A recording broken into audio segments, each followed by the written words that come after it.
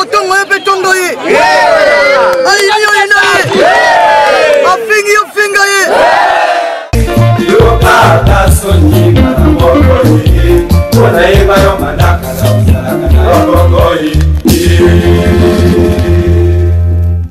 Je boude Zafaze. Quand même, des cas de gauche à droite. Attention, ne monte pas sur mon nez et ne sois pas agité pour. Le présent ne reconnaît pas l'homme, mais c'est son passé qui met sa valeur en évidence. Mise en garde aux paresseux. Il y a de paresseux à blois. Un analphabète, je le cite bien. Oui. Oya kotongo ye betongo ye ayo ina ye afingi yo finga ye yo ata sonyi maboko ye ona eba yo manaka na maboko ye. Samuta le manamio tebuka buta tubako carte be giro de mabuta bako abba u grosse beto be rifinga petit zo allocation familiale le tata yika koko bakento bashirizo sakapare mayana mabwatu kunkotolo za famille le telu shirikoko kazina za madame ko c'est pas individuel kazina za madame kazina ni Paul ko ni Pierre ko la jeunesse mais na krako ko ni playboy maintenant homme d'affaires et commerçant krako playboy appellation démoniaque parce que moi j'appelle ça des appellations démoniaques. Dans la bâtiment appellation playboy de lundi au vendredi démarche c'est normal mais buna kwa baba kuma bako jama desu ko fait bobo lati bi nguti bi obio ni no me ko tenga malu me ko tenga me ko dum me ko netika bo la jeunesse ba binga ba tela ga journal ko ce journal ba terre ko fi de ba wiri be tela journal tere bobina dawa yaka hein maman bana longue jambe son talon te la boro chérie to comme on a té c'est pas ça tes services nge bon le crédit ou le diego ma deso mais tu es malade oya kotongo ye betongo ye ayo ina ye afingi yo finga ye yo ata sonyi maboko ye ona eba yo manaka na maboko ye.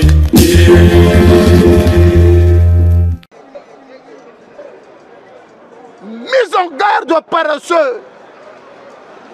Mise en garde aux paresseux. Il y a de paresseux à blois. Ngebo paka mbongo. Olugo suma lupango irega uma. On est mieux chez soi. Même le Seigneur Jésus-Christ. Wakala ku Bethléem. Nge nenge ne une kalala l'ennemi $. Nomme-les. L'autre là, où est ça réunion, va vous faire 22 €, mais que sont là maintenant. Banani. Tanga bango. Papa l'ennemi maintenant. Vivien, tel est le Gamboyo. Bobby, Badamana, Dieu c'est pas toi. Bogo c'est parfait. Quand elle a un problème, elle est direct, hein? Elle ne cache pas, elle dit la vérité. Elle nomme. Moutuna Samomiande, quel service? N'a rien à payer à la jeunesse. La terre à bateau.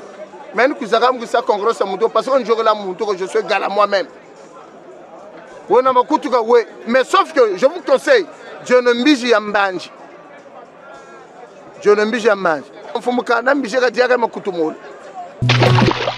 Oya kotongo ye betongo ye ayo ina ye afingi yo finga ye yo ata sonyi maboko ye ona eba yo manaka na maboko ye. Kurata kundu na mboka kindoki kumputu kundu na poto pe kindoki. Tes impressions? Kuyo makupa mena kunjato. D'abord la jeunesse, bonjour. Hein? On a poteau. Hein? Comme mon icône, mon grand frère propre. Hein? Mon grand frère propre. Mon mentor, Michel Axel. Ah, Kouloutou, je te salue. Nous avons le belé à protéger, à payer santé. Je serai en plus mon grand frère propre. Éloge Touta. Éloge Touta, wana kulutu. Moutou abonga koram baba boum. C'est pas vrai, devant ma cuisse. C'est pas vrai. Le jury de grand maître Gallemard, le chef, le Mfumo, Yanene. Bon, écoute, quand il service, même j'ai tout là pour bloa. J'ai tout là, madame Mbele. C'est inutile, n'attends pas Mbele, ça sert à rien. Ça reste confidentiel, n'est-ce pas? Je reviens que ce chir posé. Namboka kindoki, napoto kindoki. Kurata kundu, kumputu kundu. Quel service? Il terminus. Il terminus. C'est-à-dire, premier, il y a culture batata. Donc, vous avez vu sur mon kundu. À mon dogi, moufina et vous avez foga bajimpene. Bon, comment vous choisissez chez vous? À mon poga ça. À mon tout là. Vous avez pas de service. Je suis au taparéji. Bantu babika muna bantu. Samuta le manamio. Tebu kaputa tubako carte begiro dema putabako. Di saluku be kumputu. Gawri. Même la parole attends, quand il ne me coupe pas, abunzengan. Ame question sur pose. Comment une réponse? Quand on a kundu ko ça existe certes, mais sauf que ku kati. Pour terminus. Babika quand il m'a lèvé ma binwa. La jeunesse chari tout est mona. Chari. C'est-à-dire, tu as un maman qui t'embigiri. Baku t'embigiri aujourd'hui jinga vie. Kayu, bantu ko chiri sacrifice. C'est-à-dire le pangu. Hein? Bagesore. Baku tegese. Nge chenda, nge tutasari kele. Ne tu no abaka ka koro. Ne tu télé kune. C'est pas ça. Allez bon tu ta boire ko kati. Kayu bishi mangana kwao. C'est triste. Chari. Bifu ni gana malafu. Pero comme no kunu mputo. Terminus. Kuma ko tapa pakina fi. Babi kama na kunu. Choka chari yako. Abba ou grosse beto beri finga. Banabo, Ba ou petit zo, ba petit zo. L'autre là, ba ou grosse beto beri finga. Non, s'il te plaît pour éclaircir. Moi je parle en général que. Quand il bon liste, quand il y a un chef de quartier qui a un terroriste ce moment ça, je t'autorise, nomme-les. Je te le dis. Comme service. Qui se sont ce mouche? C'est pas ça. Comment va quoi?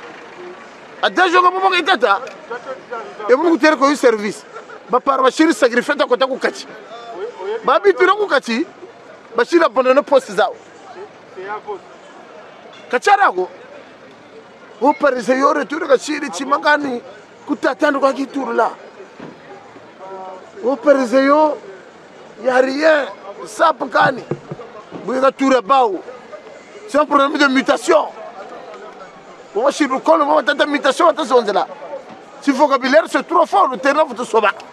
Là, tu ne sais pas comprendre la mutation. Quel service? Chiar la jeunesse, tu as moins de kundo que terminus. Il terminus. Donc, si j'ai bien compris, tu ne crois pas à ça? Mais je ne crois pas. Ah oui, c'est le coup. Ouais, ça va. C'est le gouvernement qui a dit. C'est la Weston. En fait, on s'en passe à Weston vérification. Parce que tu as mis le Weston comme service. Donc, on va contre manager Weston. M'arrêtez ça. M'arrêtez ça. Si j'ai bien compris, de là, tu as un problème avec les gens qui s'habillent bien. Pas du tout. Qui achètent des habits chers. Comme service. Comme service. Là, vraiment, je jette le fleur. Je jette le fleur. Hein? Ou peut-être on me sait un gombo. Ou je peux tester. Hein? Oui, à Samba. Et pourquoi tu as le automa? Comment on comme service, forme je sais à te, faut il l'embêter à 10 000 euros, 15 000 euros. Forme que service, l'auto automa. Il y a une deuxième question, c'est sur les allocations maternelles, non, familiales. Familiales. Ouais. Les allocations paternelles, non. Pas paternelles ni familiales, non. Ni les allocations familiales batata. Ni paternelles ni maternelles. Les allocations familiales. Il y a le mot famille qui est là. Alors, merci beaucoup, bonne question. Bonne question. Dollar, s'il te plaît, si je vois bien que tu es marié, non? Bien sûr. Avec Bobinette de longues jambes, son talon, batata. Tu ne vis pas seul. Ça se passe comment chez toi là-bas? Les allocations c'est confidentiel. C'est confidentiel, comme un État. C'est confidentiel. Il y a un secret de défense. Il y a un secret de défense dans tous les États et dans toutes les familles. Oui, c'est bizarre, tu parles des autres, mais tu vois qu'on parle de toi, pourquoi? J'arrive. On n'y va pas lever la location, mais lever la location. Quel service? Problème de un alphabet, je le cite bien. Oui. Parce que moi, même on ne peut pas comprendre. Mes chers amis, mes chers frères, mes chers amis, mes chers frères, je pense qu'il faut que ça touché. Oui, service.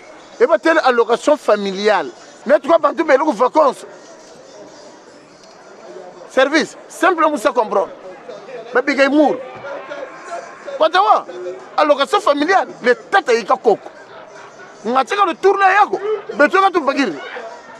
Comment va go? Mais baou, bah kento, bah chirzo, ça caparé. C'est-à-dire que c'est ça bah, mais sauf que, mais il y en a ma boîte tout, kunkotolo. Mais il y en a ma boîte que kunkotolo. Donc bon tu bois, non attends, quel service? Défendre tes aides. Tu là, tu vas conseiller. Tu vas conseiller mon frère Zangana. Fenga ya kuzabi, kakoba tout, kakoba machine. C'est-à-dire l'autre là, mon frère, je suis fort quand tu es 50 ans comme pour tout. Mais quand tu es vieux, il y a été bas. Ou non, bon, ça va qu'un tout. Et vous dites, bon, papier, vous t'en savez. On m'a dit, maintenant, moi, il y a allocation familiale, bon, dictionnaire. Ou t'en significatif. Vous êtes tata. Caillou, partez là. Quand deux verbes se suivent, le second se met à l'infinitif. Allocation familiale, vous êtes tata. Tu me vois quel service, hein? Sa famille, le tel chirikoko, quand c'est madame, c'est pas individuel. Quand c'est madame, quand c'est ni Paul, oui, mais les ni femmes, Pierre. Tu sais pourquoi les femmes sont prioritaires? Comment? Mais la femme, elle est vulnérable. La femme est une porteuse, n'importe quoi. Donc, femme, il y a des cas qui sont mal. Ça m'a marre. Donc, attends, s'il te plaît, quel service? Donc, on va se croire. Donc, on va se croire. Ça va tout dans la Bible. Que c'est Malembe. La femme est prioritaire. Laisse-moi faire. Quel service? Laisse-moi finir mon propos. Pourquoi tu me coupes? La vérité fait mal. Le monde est bien jouer la vérité. Service. Donc, on va se faire croire. Tu aurais pas tout, Anna. Que ma mari s'est regardée avec quelqu'un. On va jamais. Mais tu es là. Bien que nous mourons, je sais quoi. Quel service? La jeunesse charine Hamona. Tu as 100 000 faut prier le Seigneur. Quel service? Jeune, hier, vocabulaire, mais aujourd'hui. Quel service? Deux points de ça souligné. La jeunesse. Mais il y a un playboy. Maintenant, homme d'affaires et commerçant. Comme vous avez un diable, le grand salaire. Il y a un gare du Nord. Il y a un jeune qui a un service. Il y a un bagarre. La jeunesse va se récupérer comme un lavou. Et c'est pas ça. Kurata kundu kumputu kundu. Kurata va moins kundu kuibi mon peu kundu. Quand on termine ce. Donc maintenant tout le monde va lavou. Donc si j'ai compris, on est des fainéants. Au-delà même. Au-delà même. Il y a quand même qui fait service. Chari. Et notre quoi Gargino. Tellement vraiment la jeunesse est tabouane. Chari moi je coupe là. C'est-à-dire que tu as table pété plein. La jeunesse est calugri mal la fou. C'est-à-dire que Bordeaux, vous allez mettre $.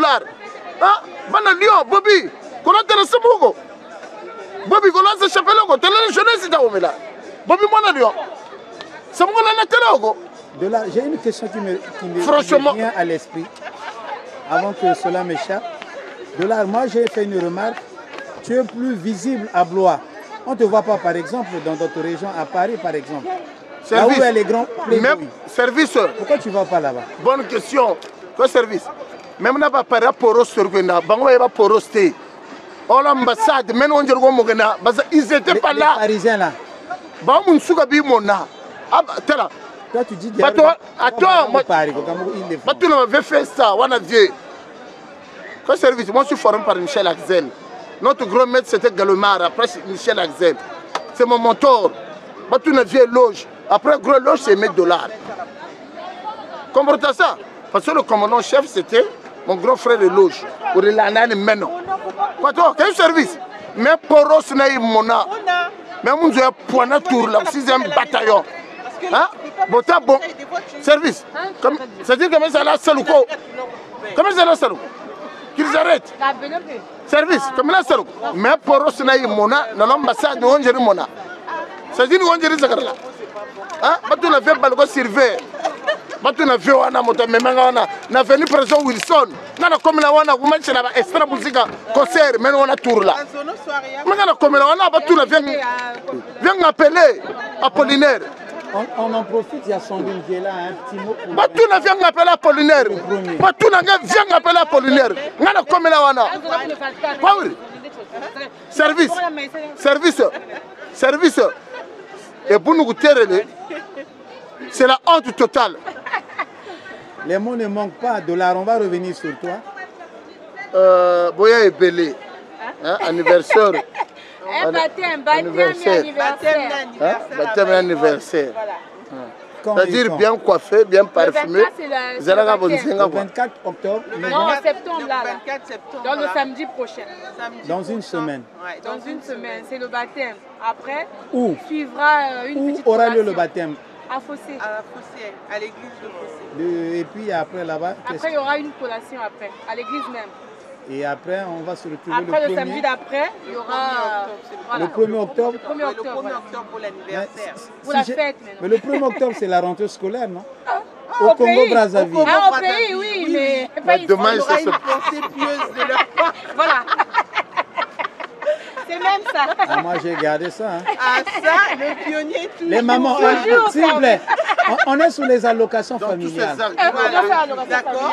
On est sous le sujet de l'art. Il dit que Kougata Kundu Kumputu Kundu. Namboga Gindoki pe na poto pe Gindoki. Finalement, qu'est-ce on fait quoi?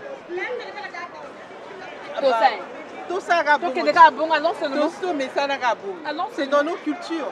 C'est ça qui fait la différence entre être européenne ou être française ou je ne sais pas. Nous, c'est dans nos cultures. Mais ici aussi, ils ont leur petit gris-gris entre guillemets, mais on fait avec. C'est ça qui fait la différence. Non, quand je dis Namboka Kindoki, Napotepe Kindoki, on est sur les mentalités. Non, attends, les habitudes congolaises. Quel service? Excuse-moi ma soeur. Moi, c'est Kouloutou. Koundou, c'est une puissance. Tout le monde a un courant, phase neutre.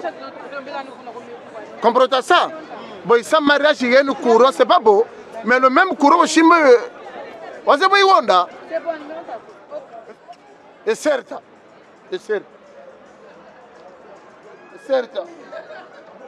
Le présent ne reconnaît pas l'homme, mais c'est son passé qui met sa valeur en évidence. Je suis le maître de votre maître.